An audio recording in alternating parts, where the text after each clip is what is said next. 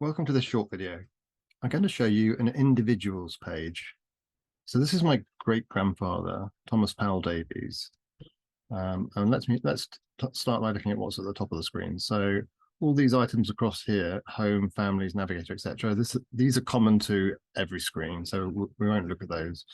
But moving on to what's unique to the individual, I have this bar where you can see his avatar, and I can load one of those, which we'll be looking at in more detail elsewhere. I've got his name as it appears on the tree, TP Davies. I've got his full name and his dates just below that, you can see there.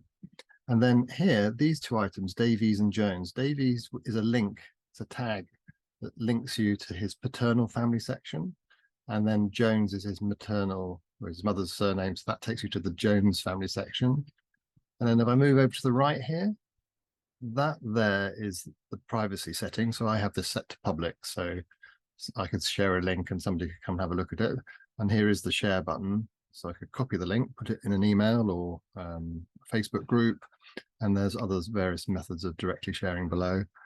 And then on the far right here, this is very important. So this edit button, if I press that, this is where all his sort of vital information is. So we've got his given name, Thomas Powell, his surname, Davies.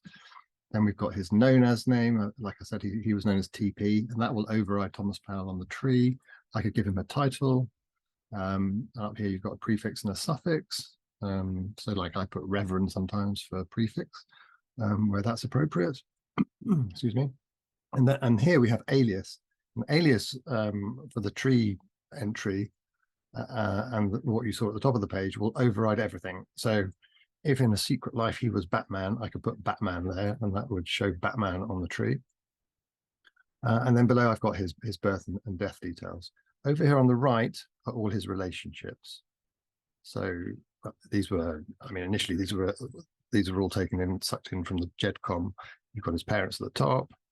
You can link off to their pages just by clicking them. I could disconnect them with the little minus sign. And then these are all his siblings. And then here's his wife and his children. And I can add relationships, as you can see, using these buttons here. And as I said before, so you can sever relationships with these little buttons here. Sometimes it won't allow you to sever a relationship directly. You need to break apart a family unit carefully. It's to stop you making mistakes and losing people in your tree. So anyway, here's all the vital information about my great-grandfather TP. Now, if we move down below to this line of what we call tabs, so you've got a profile tab, his tree tab, his facts tab, and let's have a look at these in order. We've done the tree, but well, actually, sorry, let's start on the tree. So I've got tree edit here. So this would allow me to manually add and build from the tree. I've got embed tree. That's going to give me a bit of code I could put in a blog so that you could see the tree if you have an external blog. I've got a full screen, which clearly will blow the tree up full screen. And then let's now go up to the tabs and change the first one, which is profile. And here I've written some background to my great-grandfather and how he met his lovely wife who lived across the valley. So that's the profile. Facts. So these get imported when you bring your GEDCOM in, and you can add and remove facts. And they link to various places and they have sources. You can add sources, etc. But we'll do that in more detail another time. Research and recollections. These are all the articles and stories that are tagged to my great-grandfather. They may be tagged to other people and families, etc. But if he is tagged to one, that he will appear here. So this is about his father, but he's obviously tagged to it.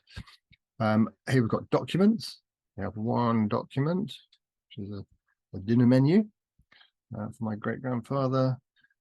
We have media, lots of media for him. Here he is as a young man with his family. Albums, that's his sort of 1900s, 1920s family album. There's the photos again. And then occasions, I don't have any specific occasions for him. Artifacts, well, we've got his silver wedding teapot, beautiful piece.